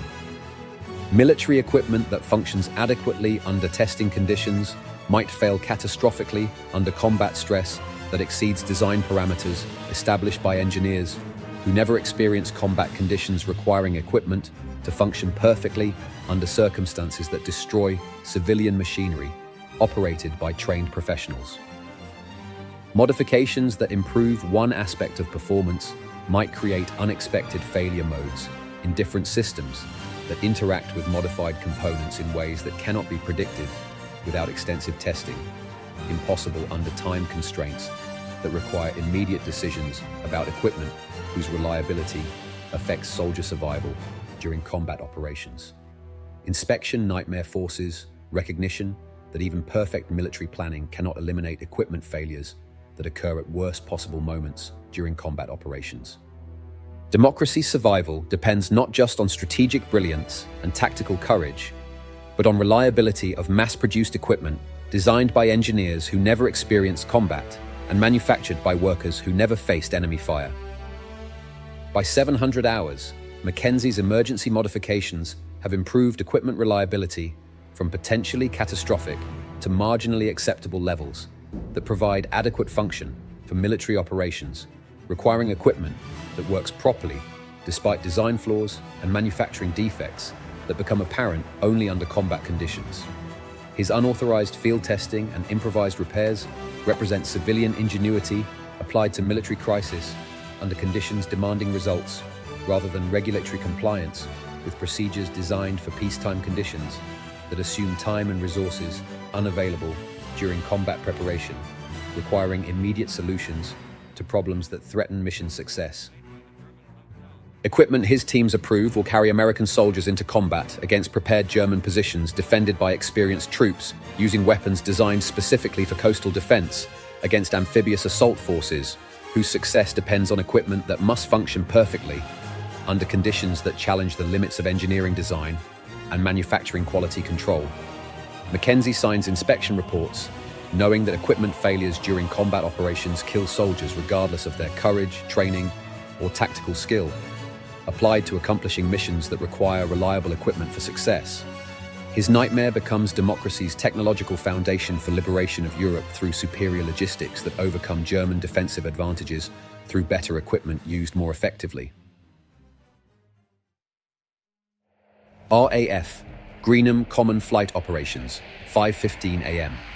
Captain Robert Patterson stares at weather reports that make flying 822 transport aircraft through storm conditions an exercise in controlled catastrophe, requiring navigation skills that exceed normal training while carrying 13,000 paratroopers whose survival depends on precise delivery to drop zones behind German lines defended by experienced troops who have spent months preparing positions designed to destroy isolated airborne forces.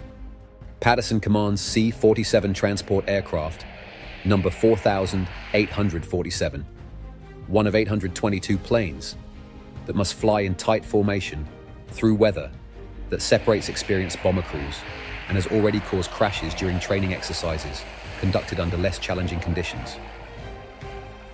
His aircraft carries 18 paratroopers from 506th Parachute Infantry Regiment, whose survival depends on precise navigation to drop zones marked by landmarks invisible in current weather conditions.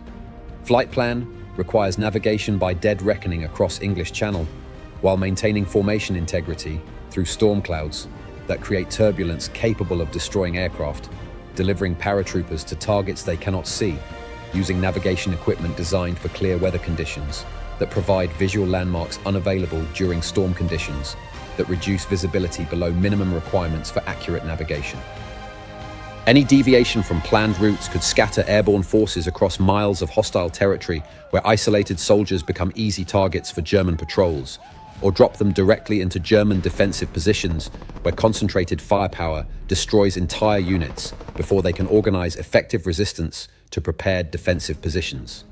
Patterson's crew represents typical American aircrew composition, combining civilian flying experience with military training that emphasize formation, flying under optimal conditions, rather than combat operations, requiring navigation through storm conditions while avoiding German defensive fire from positions that command approaches to drop zones. Co-pilot from rural Iowa with 200 hours flying experience gained through civilian pilot training that emphasized individual aircraft operation rather than formation flying required for military operations.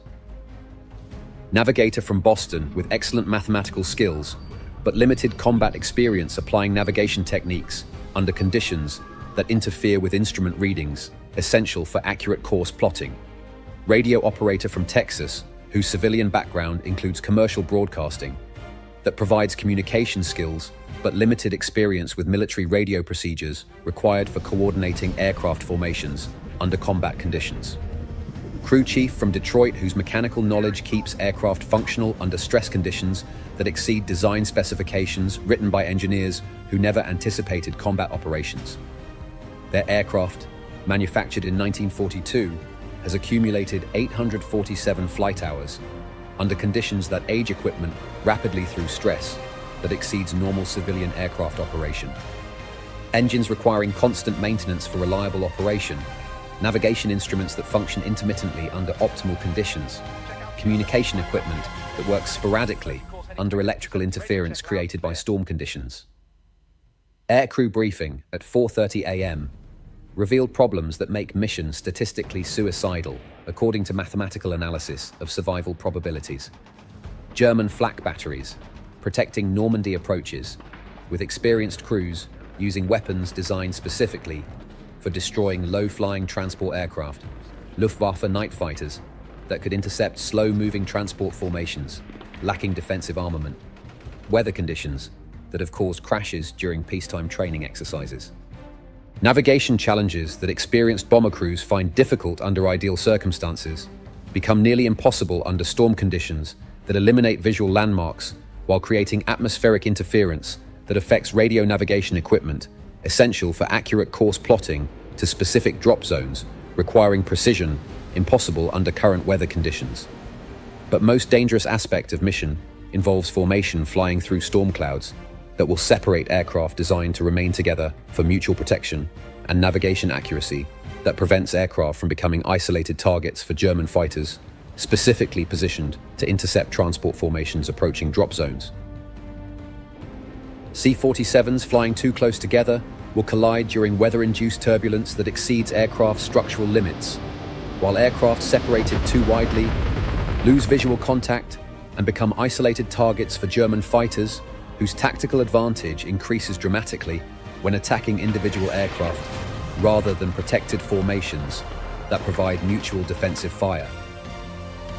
Lieutenant Jimmy Morrison, co-pilot with 184 hours flying experience gained through accelerated training programs that compressed normal training schedules to meet wartime pilot requirements, calculates survival probabilities using mathematics that reduce human life to statistical abstractions that ignore individual courage and skill applied to overcoming impossible odds. His calculations suggest that fewer than half the aircraft will complete missions successfully and return to English bases without casualties that could include entire crews killed during combat operations. Mathematics are discouraging but irrelevant mission proceeds, regardless of statistical probabilities, because strategic necessity overrides individual survival concerns during operations essential for invasion success. Staff Sergeant Miguel Rodriguez, crew chief whose mechanical expertise keeps aging aircraft functional under conditions that destroy well-maintained civilian aircraft, conducts final pre-flight inspection knowing that equipment failures during combat operations result in deaths that could be prevented through proper maintenance, impossible under time constraints that compress normal maintenance schedules. His inspection reveals problems that would ground aircraft under normal conditions, but must be accepted during emergency operations, requiring immediate deployment, regardless of mechanical condition, that approaches minimal acceptable standards for aircraft operation under combat conditions that exceed design specifications. Engine oil pressure readings that fluctuate outside normal parameters, indicating mechanical problems that could cause engine failure during sustained operation required for mission completion. Electrical systems showing signs of moisture penetration that affects instrument operation, essential for navigation and communication during formation flying through storm conditions. Navigation instruments that function erratically under current atmospheric conditions, requiring constant adjustment by crew members who must maintain aircraft operation while compensating for instrument failures that could result in navigation errors, placing aircraft off course by distances that make successful drop zone location impossible. Communication equipment requiring constant adjustment for maintaining contact with formation leaders, whose navigation determines course accuracy for entire formations, whose success depends on precise coordination, impossible without reliable radio communication between aircraft operating under conditions that interfere with normal radio operation. Fuel systems that leak at rates that might prevent return flights if missions are extended beyond planned duration by weather delays or combat conditions that require aircraft to remain in hostile airspace longer than fuel capacity allows for safe return to English bases. Rodriguez's solutions involve field expedient repairs that improve reliability temporarily, but cannot eliminate fundamental problems created by wartime manufacturing standards that emphasize production quantity over quality control, inadequate maintenance facilities that lack equipment necessary for proper aircraft maintenance, and operational stress levels that exceed engineering design parameters established for civilian aircraft operation. His work represents mechanical artistry applied to military necessity under time constraints that prevent proper solutions, requiring workshop facilities and specialized equipment unavailable under field conditions that demand immediate repairs using available materials and improvised techniques. Aircrew coordination, required for successful formation, flying through storm conditions, demands skills that peacetime training cannot provide effectively. Pilots must maintain precise positions relative to other aircraft. They cannot see through weather conditions that eliminate visual reference points. Navigators must calculate courses using landmarks obscured by clouds that prevent accurate position fixing. Radio operators must maintain contact through atmospheric interference that disrupts normal communications, while coordinating between multiple aircraft whose tactical success depends on formation, integrity, impossible to maintain without constant communication between crew members, operating under conditions that challenge human endurance limits. Technical Sergeant Danny Clearwater, radio operator whose Cherokee linguistic background provides secure communication capabilities that prevent German interception of Allied tactical information, monitors radio frequencies that will carry emergency messages, navigation updates, and coordination information essential for mission success. His equipment functions marginally under optimal conditions and will likely fail completely during electrical storms that accompany weather systems, making formation flying dangerous through atmospheric disturbances that interfere with radio equipment operation designed for clear weather conditions. At 5:45 a.m., engines start with sound that transforms peaceful English countryside into industrial symphony of democratic determination, applied to liberating Europe from fascist oppression through airborne assault, requiring coordination between aircraft whose crews must overcome weather conditions that challenge the limits of human skill and mechanical reliability. 822 aircraft engines warming up simultaneously create noise levels that can be heard for miles, announcing to German intelligence that major air operations are beginning, but concealing specific objectives that remain classified until aircraft reach their targets, where tactical surprise becomes essential for mission success. Patterson reviews flight plans that depend on navigation accuracy, weather cooperation, mechanical reliability, and German defensive systems that might prove more effective than intelligence estimates suggest, based on information that may be incomplete or inaccurate regarding enemy capabilities applied to destroying Allied aircraft approaching drop zones.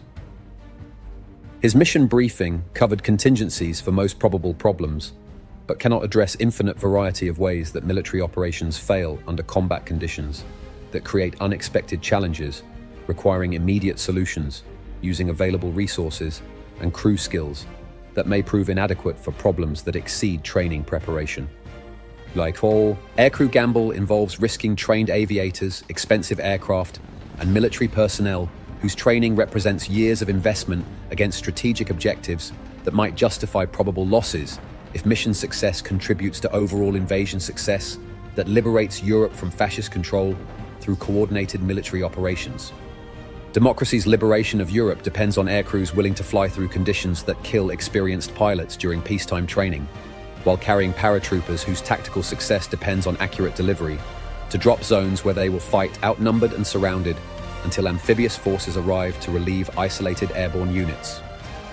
By 600 hours, aircraft begin taxiing toward runways, where they will take off into weather that grounds commercial aviation and challenges military pilots trained for easier conditions, but required to execute missions under circumstances that test every aspect of flying skill and mechanical reliability applied to accomplishing objectives essential for democratic victory. Their gamble becomes democracy's airborne assault on fascism, carrying American paratroopers into Nazi-occupied territory through storms that make survival problematic and success miraculous, proving that human courage applied to worthy causes can overcome seemingly impossible odds when individual sacrifice serves principles larger than personal survival. The Letters of the Living Dead. Tent City, Bravo. 7:11:45 p.m., June the 5th. Letters written tonight carry voices from democracy's final hours to families who will either celebrate victory or mourn sacrifice. But these are not sanitized military correspondences that families expect. They are raw human documents, revealing what young men think about when death becomes probable, rather than abstract possibility that seemed distant during training exercises conducted under safe conditions. Private Eddie Kowalski, who spent 4 hours trying to shoot himself in the foot before finding courage through conversation with Cherokee warrior, whose grandfather taught him that fear and courage dance together, writes to his sister in Detroit, with honesty that transforms his terror into something approaching heroism. Annie, if you're reading this, it means your coward brother managed to act like a soldier when it counted. I was so scared tonight I tried to find a way out. Tried to shoot myself rather than jump into France. But then I realized I was more afraid of being afraid than I was of dying for something that matters. Tell Ma I love her, but don't tell her I was scared. Let her think I was brave from the beginning. His letter reveals complexity of courage under conditions that reduce philosophical concepts to immediate reality, where young men discover whether their training, character, and commitment to principles larger than personal survival prove adequate for challenges that kill experienced soldiers through mistakes that training cannot anticipate. Kowalski's honesty about his terror makes his eventual heroism more profound rather than less, proving that courage involves acting correctly, despite fear, rather than absence of fear, that would indicate either stupidity or psychological abnormality in young men facing probable death for principles they believe are worth defending. Sergeant Marcus Washington, the cook who performed logistics miracles under impossible conditions while feeding 3,500 soldiers what might be their last hot meal prepared by human beings rather than emergency rations consumed during combat operations, writes to his wife in Georgia with understanding that connects military service to civilian values. Darling, tonight I fed 3,500 soldiers what might be their last hot meal. I kept thinking about your Sunday dinners and how food is love made visible, how taking care of people through cooking represents its own form of service that matters as much as heroics that get attention. If I don't come home, please remember that I spent my final hours taking care of other mothers' sons. There's honor in that, even if it's not the kind they give medals for. His letter recognizes that support roles carry moral weight equal to combat functions, that democracy depends on logistics as much as heroics, and that feeding soldiers properly represents patriotic service that sustains combat effectiveness through attention to human needs that maintain morale during stress that challenges psychological endurance. Private Rosa Martinez, the mechanic, whose unauthorized repairs restored 127 vehicles to operational status using techniques learned in her father's garage and applied to military crisis under time pressure that prevented proper solutions, writes to her father in East Los Angeles with gratitude that connects civilian education to military necessity. Papa, tonight I fixed more cars than we ever saw in the garage back home. The difference is, if these break down, good men die instead of just walking to work. I used everything you taught me about making broken things work again, about understanding machinery through touch and sound and mechanical intuition that schools can't teach. Thank you for teaching me that fixing things is its own kind of art. Her letter acknowledges civilian skills that prove essential for military success, despite official training programs that emphasize theoretical knowledge over practical problem-solving abilities. Martinez's mechanical knowledge, learned during Depression-era poverty, becomes tactical advantage during wartime crisis when civilian expertise proves more valuable than formal military education.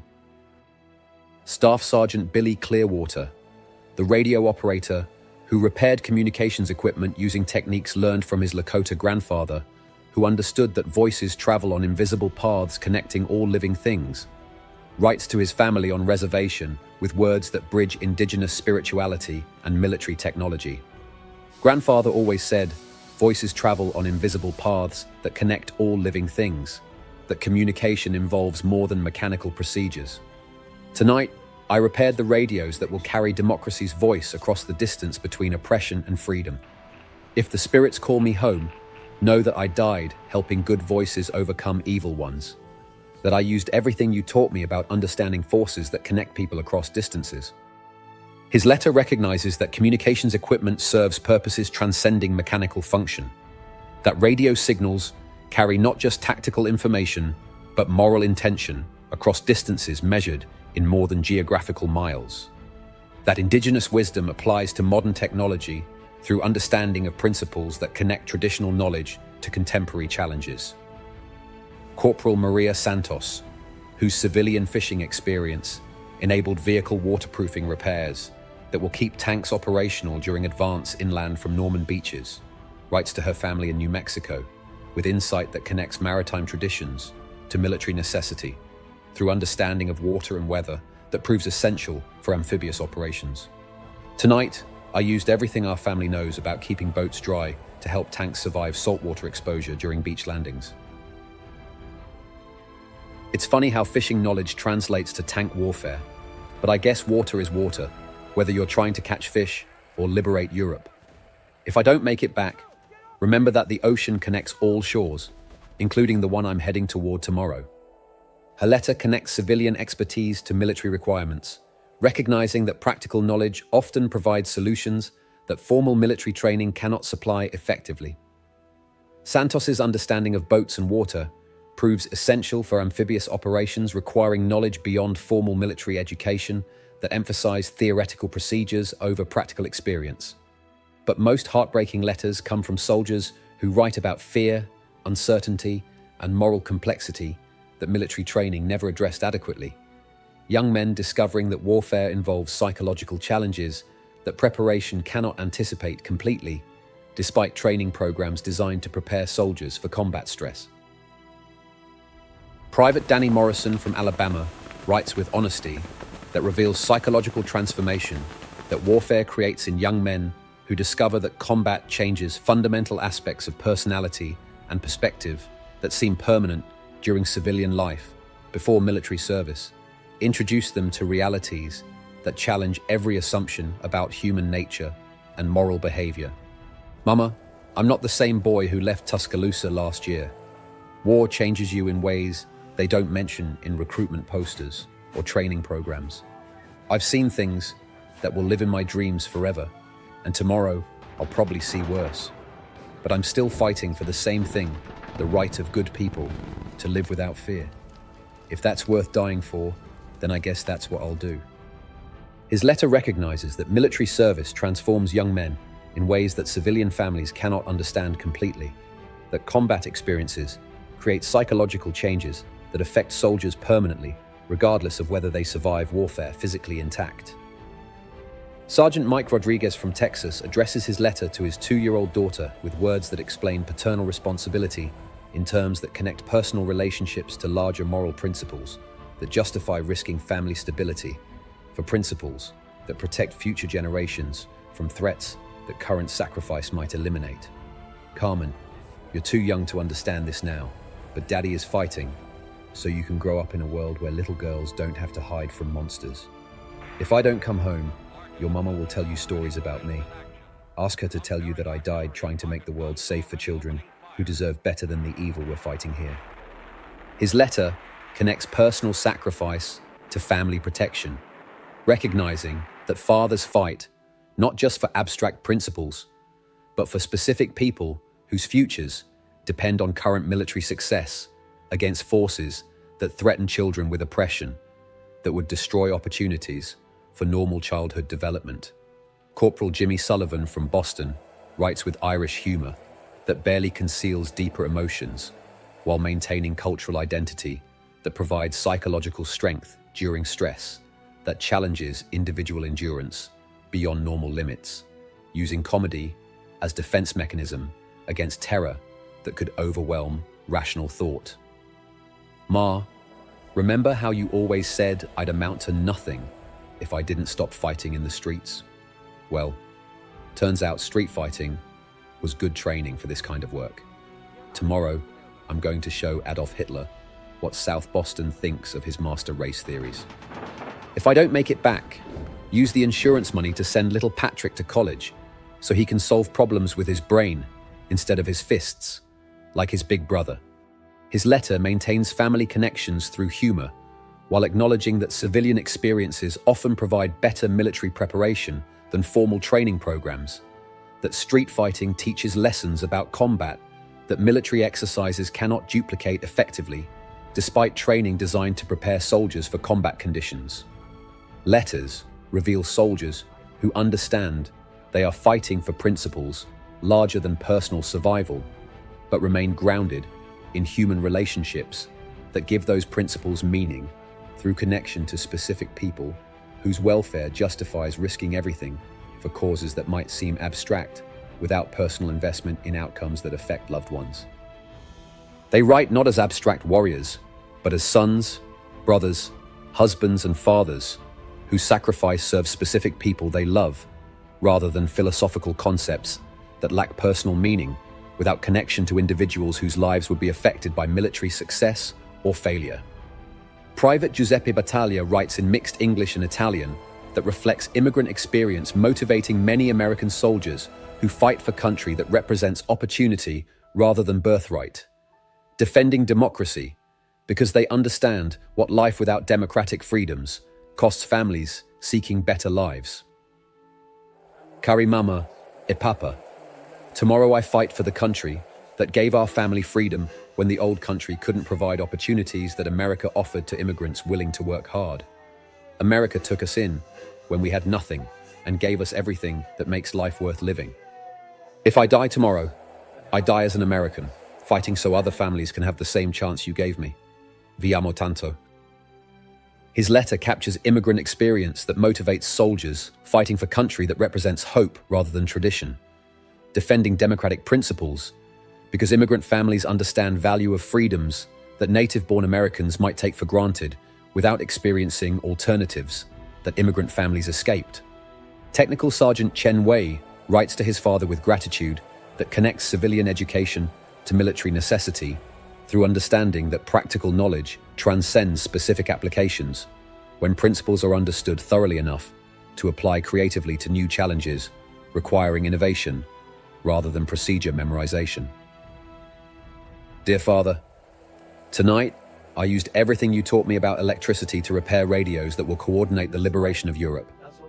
Your lessons about current flow and resistance helped me understand not just electronics, but how democracy works, power flowing through proper channels to reach people who need it most. Thank you for teaching me that fixing broken things is honor work that serves community needs.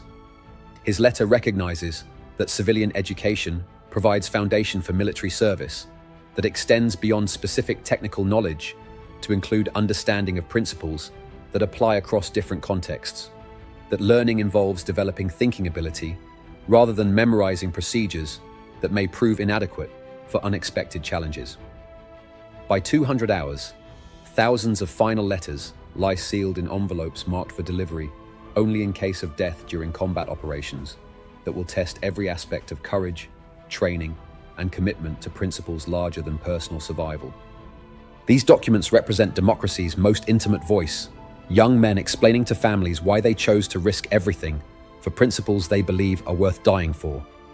Letters will be collected at dawn and stored until casualty reports determine which voices will speak to families from beyond death and which will be returned to soldiers who survive to write different letters from post-war Europe, where they will help rebuild civilization destroyed by warfare that tested human endurance beyond normal limits.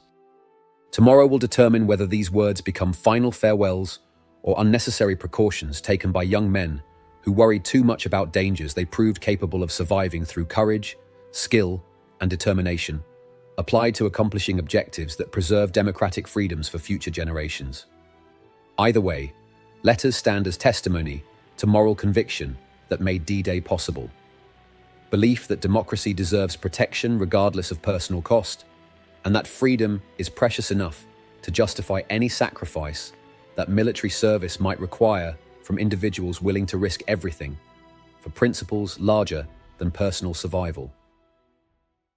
The Thunder of Departure, RAF, Greenham Common, 600 hours, June the 6th, 1944. Silence is ending, with sound that will echo through history. 822 aircraft engines reaching full power simultaneously, creating thunder that can be heard across 3 counties, while announcing democracy's challenge to fascism for control of Europe's future through airborne assault, requiring coordination between forces whose success depends on precise timing that leaves no margin for error. This is not random noise of industrial accident, but precisely orchestrated symphony of democratic determination, preparing to challenge fascist oppression through military operation that combines American industrial capacity with British experience and Allied coordination that transforms individual courage into collective force, capable of liberating Europe from Nazi occupation. Private Wallace Strobel sits in C-47 aircraft number 4847, watching dawn light reveal faces of 18 paratroopers whose lives depend on courage they have practiced, but never tested, under conditions that kill experienced soldiers through mistakes that training cannot anticipate completely, despite preparation designed to simulate combat conditions. Around him, young men from farms and cities across America make final preparations for jumping into Nazi-occupied France with equipment that might fail and training that might prove inadequate for challenges that exceed anything they experienced during exercises conducted under safe conditions that cannot duplicate combat stress affecting human performance. Aircraft begins rolling toward runway, where Captain Patterson will take off into weather conditions that ground civilian aviation and challenge military pilots trained for easier circumstances, but required to execute missions under conditions that test every aspect of flying skill and mechanical reliability applied to accomplishing objectives essential for invasion success. Through small windows, Strobel watches other aircraft moving in formation that represents months of planning, years of training, and industrial production that transformed American factories into arsenals of democracy capable of producing equipment necessary for military operations on scale unprecedented in human history. Formation represents coordination between aircraft, whose crews must maintain precise positions while navigating through storm conditions that interfere with visual reference points essential for accurate navigation, requiring skills that exceed normal training while carrying paratroopers, whose tactical success depends on accurate delivery to specific drop zones. Staff Sergeant Marcus Washington watches from Field Kitchen, where he spent night preparing what many soldiers remember as their final hot meal before entering combat, that will test every aspect of their preparation for warfare against experienced German forces defending prepared positions designed to destroy Allied assault forces.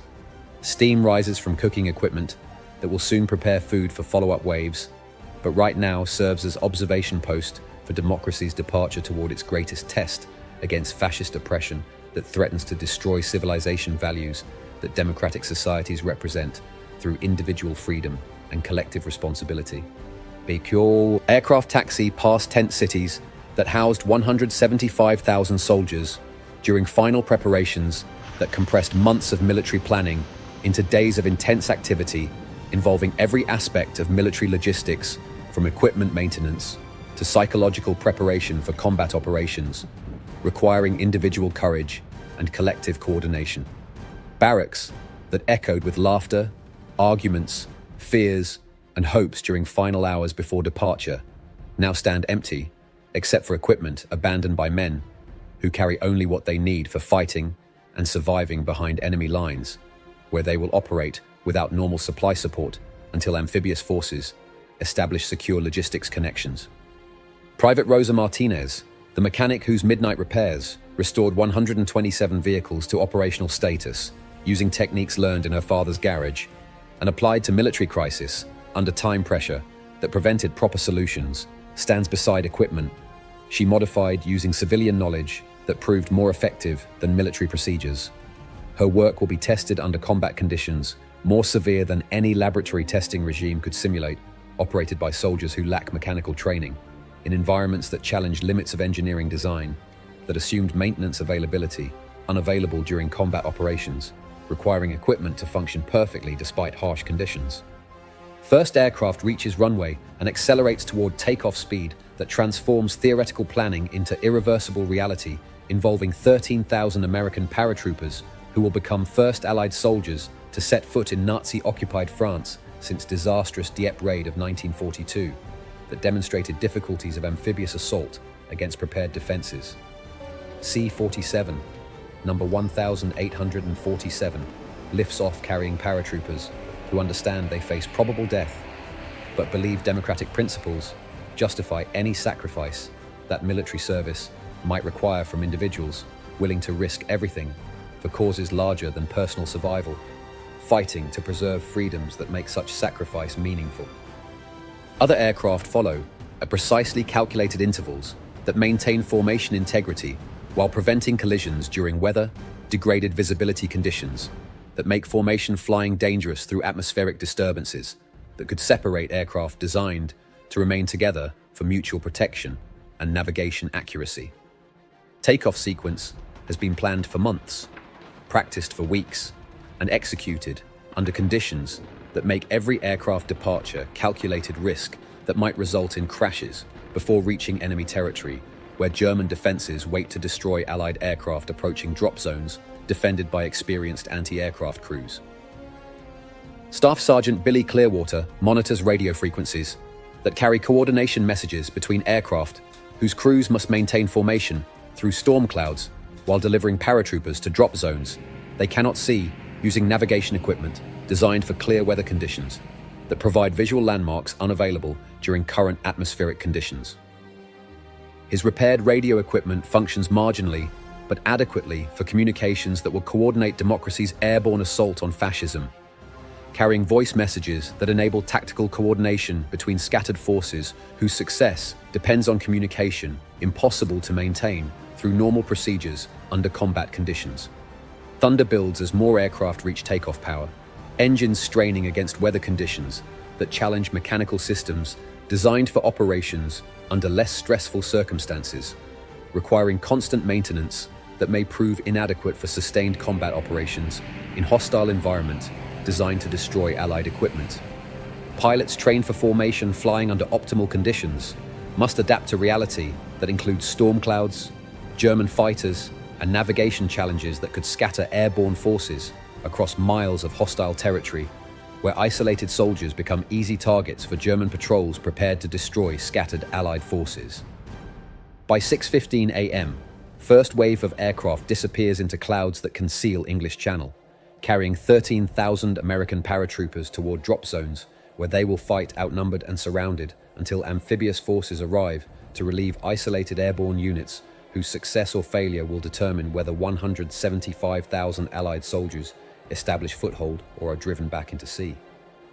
Departure represents transformation from preparation to action, from planning to reality, from training to combat, that will test everything these young Americans have learned about fighting, dying, and preserving democracy under conditions that kill inexperienced soldiers and challenge veterans through stress that exceeds normal human endurance limits.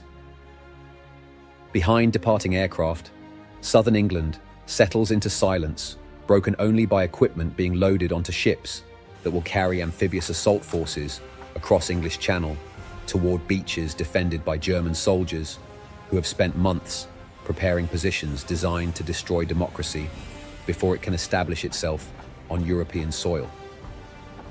Thunder fades as aircraft disappear into storm clouds, but sound will return amplified by naval bombardment, aerial bombing, and small arms fire that will announce democracy's arrival on Norman beaches, where young Americans will discover whether their training, equipment, and courage prove sufficient to overcome most heavily defended coastline in human history.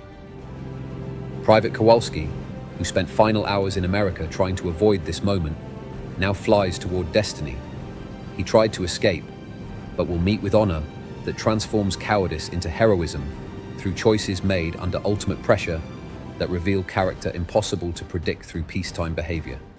His fear remains, but so does determination to protect soldiers who depend on his courage, regardless of his terror, proving that heroism involves acting correctly, despite fear rather than absence of fear, that would indicate either extraordinary courage or psychological abnormality in young men facing probable death. Aircraft carrying these young Americans disappears into darkness that conceals their destination, but cannot hide their purpose, preserving democracy through sacrifice that measures courage, not by absence of fear, but by action, despite fear, fighting to protect principles that make such sacrifice meaningful through connection to values larger than individual survival. Their thunder becomes democracy's voice, announcing to fascism that freedom will not surrender without greatest fight in human history, that democratic societies can produce soldiers willing to risk everything for principles they believe are worth defending with their lives.